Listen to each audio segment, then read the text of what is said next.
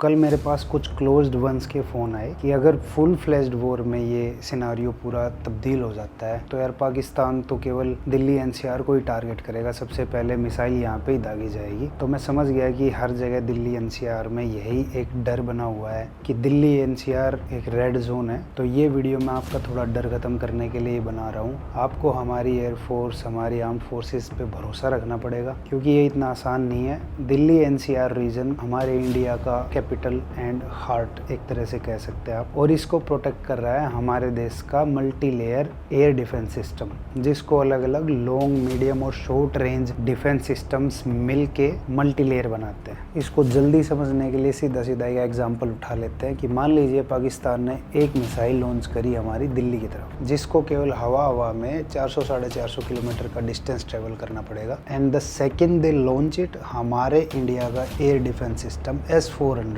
जिसको सुदर्शन चक्र defence system भी बोलते हैं, जो हमें रशिया से मिला है, जो 600 किलोमीटर पहले ये भांप लेता है कि एक मिसाइल हमारे इंडिया की तरफ आने लग रही है, और उस मिसाइल के 400 किलोमीटर की रेंज में आते ही S-400 एक पेयर ऑफ मिसाइल लॉन्च कर देगा, जिसमें दो मिसाइल होती है कि अगर एक मिसाइल मिस कर देती है तो दूसरी मिसाइल टारगेट को डिस्ट्रॉय कर दे। ये हुई हमारी फर्स्ट लेयर। टेक्निकल एरर की वजह से वो मिसाइल फर्स्ट लेयर को क्रॉस कर लेती है, तो आता है हमारा बराक 8, जो इंडिया और इजराइल ने मिलके बनाया है। बराक 8 की रेंज 70 किलोमीटर है, मतलब 70 किलोमीटर की रेडियस में जो भी मिसाइल या ड्रोन हमारी तरफ आ रहा है उसको बराक 8 डिस्ट्रॉय कर देगा। ये एक medium range air defence system है। बराक 8 भी सेम प्रिंसिपल पे ही काम करता है। आने वाली मिसाइल को डिस्ट्रॉय करने के लिए वो कुछ मिसाइल्स लॉन्च कर देगा जो उसको हवा में ही नष्ट कर देगी। और मान लेते हैं कि एक और टेक्निकल एरर की वजह से वो मिसाइल उस लेयर को भी क्रॉस कर देती है, तो हमारी दिल्ली एनसीआर के पास बहुत सारे आकाश डिफेंस सिस्टम, जो कि सारे शॉर्ट रेंज डिफेंस सिस्टम है। आकाश एयर डिफेंस सिस्टम 45 किलोमीटर की रेंज में आने वाली मिसाइल्स जो दिल्ली की तरफ आ रही होंगी उनको डिस्ट्रॉय कर देगा। तो इतनी लेयर्स को क्रॉस करके एक मिसाइल को दिल्ली तक आना पड़ेगा।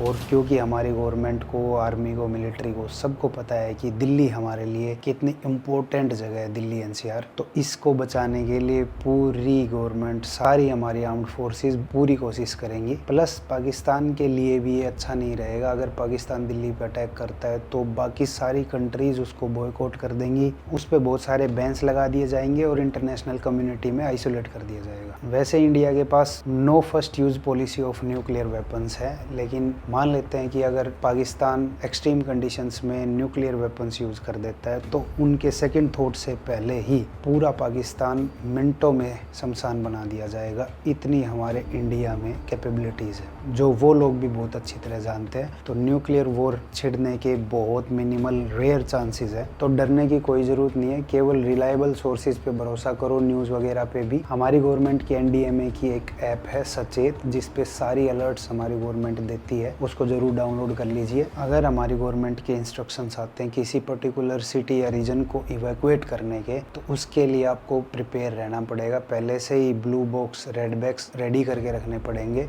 जिसकी चेकलिस्ट और तैयारी के ऊपर मैं अलग से एक सेपरेट वीडियो बनाने वाला हूँ। किसी भी फेक न्यूज़ पे भरोसा मत कीजिए। पैनिक बिल्कुल नहीं करना है, अलर्ट रहना है, एकजुट रहना है। जय हिंद, जय भारत।